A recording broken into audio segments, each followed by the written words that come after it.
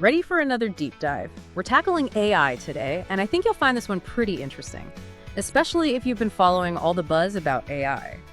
We're taking a look at this Financial Post article. It features neuroscientist Blake Richards.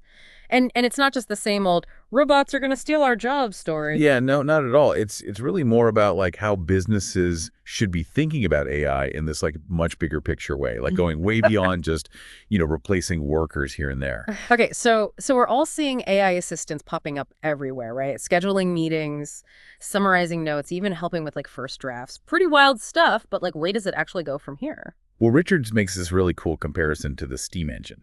Like back then it was revolutionary, obviously, but no one could have predicted like the ripple effects it would have on everything. Manufacturing, I mean, you name it. And he sees AI as like this similar force, poised to transform industries in ways we can't even wrap our heads around yet. So it's not just about automating a few tasks here and there. It's about entire systems and processes like fundamentally changing. Exactly. If we like zoom out and look at the big picture, AI could totally revolutionize things like global supply chains. Imagine AI optimizing shipping routes, predicting demand with crazy accuracy. But to actually get there, we'd need a complete overhaul of how we collect and share data. I mean, we're talking a massive shift that's going to take decades. That makes sense. But honestly, the thing that really caught my eye was this neurotech economy that Richards predicts is going to just explode in the next decade. What even is that? That's where neuroscience and AI really start to like blend together. Think about analyzing brain waves to understand how our brains react to different things. Like, how certain foods affect our focus or mood? Wait, hold on. Are you saying we could like pick our lunch based on what gives us like peak brain performance? That sounds like something out of a movie. It might sound futuristic, but the technology is getting there fast. And think about the potential benefits, not just for productivity, but for like learning and even managing mental health. Richards even talks about the possibility of controlling devices with our thoughts. Like imagine operating your phone just by thinking about it. Okay, now that's where I need a minute to catch up. If we could control our phones with our minds, would we even want to? It feels like we're stepping into some ethically murky waters there. It definitely raises a ton of big questions.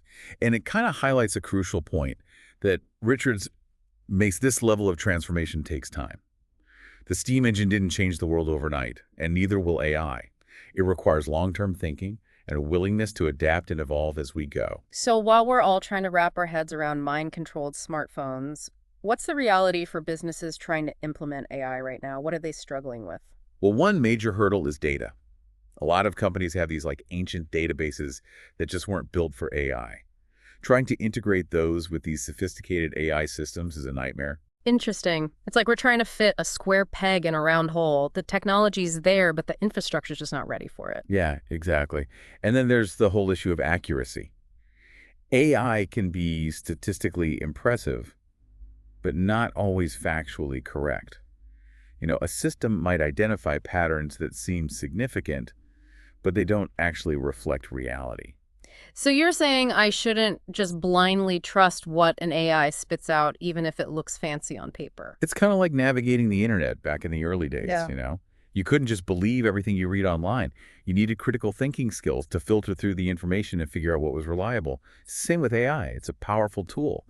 But we need to be discerning users, not just passive consumers. That makes a lot of sense. So if I'm a business leader listening to this, it's not just about buying the shiniest new AI software. It's about understanding how it works, how to integrate it with my existing systems, and maybe even questioning if like off-the-shelf solutions are even the right fit. You got it. Richards is a big advocate for businesses exploring different AI models. He's not saying ignore what the big tech companies are offering, but he encourages thinking outside the box. You mean like those open source models, Yeah. building their own AI solutions from scratch? Exactly. Now, that can be expensive, I'll admit, but it gives you a level of customization and control that you might not get from a prepackaged solution. So if I'm getting this right, the future of AI isn't about replacing humans, it's about empowering them. Yeah, that's a really key takeaway from Richard's work. He's really pushing back against this whole idea that AI is like this inherent job killer. Instead, he sees it as a tool to unlock human potential. So instead of being scared of AI taking over, we should be thinking about how it can help us be more creative, more productive, and maybe even just have more time to focus on things we actually enjoy. Exactly. Imagine a world where AI handles all the boring, repetitive tasks, freeing us up to tackle the challenges that really need that human touch. Yeah. You know, ingenuity, empathy. Yeah, I'm really starting to see how this connects back to that steam engine analogy. We're not just swapping horses for cars. We're talking about a totally new way of thinking about transportation industry society. And that's where things get really exciting. Because if AI can handle the data analysis, the scheduling, the logistics, what does that open up for us? What new kinds of art, new scientific discoveries, new ways of connecting with each other become possible? It's almost like AI is this catalyst for like a whole new era of human flourishing. It's not just about efficiency and productivity, it's about expanding the realm of what's possible for humanity. And that's why Richards is so adamant that businesses need to ditch that short-sighted thinking. Don't just ask, how can AI save us money? Ask, how can AI help us do things we've never even dreamed of doing before? But let's be real, there's a big gap between that vision and the reality of how many businesses are actually approaching AI. It feels like a lot of companies are just scrambling to automate existing tasks, not really reimagining their core operations. Yeah, there's definitely a tendency to go for that low-hanging fruit. But that's where Richard's emphasis on exploring different AI models comes in. He's encouraging businesses to look beyond what the big tech companies are pushing. So instead of just buying the most popular software, they should be thinking about building custom solutions, maybe even experimenting with those open source models you mentioned earlier. Exactly. Now, I know that sounds kind of daunting, especially for smaller companies, but as AI technology matures and becomes more accessible, we're going to see way more innovation coming from these unexpected places. Okay, so I'm hearing a clear call to action here. Don't just sit back and wait for the AI revolution to happen. Be an active participant, explore, experiment, and don't be afraid to challenge the status quo. Absolutely. And that's not just for businesses. This applies to individuals too. Think about how AI could impact your own work, your own life. What skills do you need to develop to thrive in this new landscape? What opportunities are popping up that you could seize? It's a lot to process, but also incredibly exciting. We're talking about a fundamental shift in how we work, how we live, how we think. And that's why Richard's insights are so valuable. He's not just explaining the technology, he's helping us grapple with the bigger questions, the philosophical implications of this force that's already reshaping our world. Speaking of big questions, we can't ignore the elephant in the room. If AI becomes this incredibly powerful tool, what does that mean for those who don't have access to it? Do we end up with a society where the benefits of AI are just concentrated in the hands of a select few? That's a huge concern, and it ties into the need for thoughtful regulation and ethical considerations as we develop and deploy these AI systems. We need to make sure that the benefits of this technology are spread widely and that we're not accidentally creating new forms of inequality. It feels like we're at a crossroads. AI has this potential to solve some of humanity's biggest challenges, but it also has the potential to make existing problems even worse if we're not careful. And that's why it's so crucial to have these conversations now while the technology is still developing. We need to be proactive, not reactive. We need to be shaping the future of AI, not just letting it shape us. Okay, so we've talked about AI's potential to like revolutionize industries, even tap into the power of our own brains. But I think what's really sticking with me is this idea of AI as a catalyst for human evolution. It's not just about doing things faster or cheaper. It's about like expanding the realm of what's even possible. Yeah, it really is a profound shift. We keep coming back to the steam engine analogy, but I think it's important to remember that the steam engine wasn't the end goal, right? It was a tool that unlocked incredible progress in so many other areas. AI has the potential to be that same kind of catalyst, driving innovation in ways we can't even fathom yet. So how do we as individuals actually prepare for this kind of future? It feels kind of overwhelming to even think about. It can be a bit daunting. Yeah. Yeah, but there are some concrete things you can do. Richards really emphasizes continuous learning. AI is a field that's constantly changing, so commit to staying curious and informed. Explore online courses, attend workshops, even just read articles and books on the topic.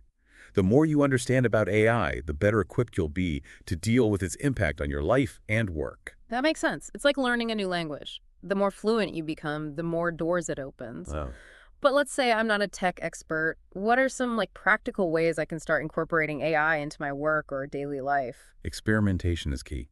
There are tons of AI tools out there, many of them free or pretty cheap. Just play around with them. See what they can do. Don't be afraid to get your hands dirty and learn by trying things out. You might be surprised how quickly you can pick up the basics. That's a good point. We often hear about AI in this like abstract, futuristic way. But there are already so many ways we can interact with it every day, whether it's using a language learning app powered by AI or asking a smart speaker to set a timer. These small interactions can help make the technology feel less mysterious and more approachable. Exactly. And as you get more comfortable using these tools, you'll start to see how they can actually improve your work, boost your productivity, even spark new ideas. Think of AI as like a collaborator, a partner in problem solving rather than a replacement. I like that perspective. It takes some of the fear out of it and makes it feel more like an opportunity for growth. But let's be real, not every job is going to be enhanced by AI. Some jobs will definitely be automated. What advice does Richards have for people who are worried about their future in the workforce? He stresses the importance of being adaptable and willing to learn new skills. This doesn't necessarily mean becoming a programmer or data scientist. It could be understanding how to work alongside AI systems or developing skills that are uniquely human. Things like creativity, critical thinking, and emotional intelligence. So it's less about competing with machines and more about figuring out how to work with them, how to use their strength while also honing our own human capabilities. Precisely. The future of work is probably going to involve a mix of human and artificial intelligence. The people who can embrace that collaboration, who can adapt and evolve as things change, those are the ones who will thrive.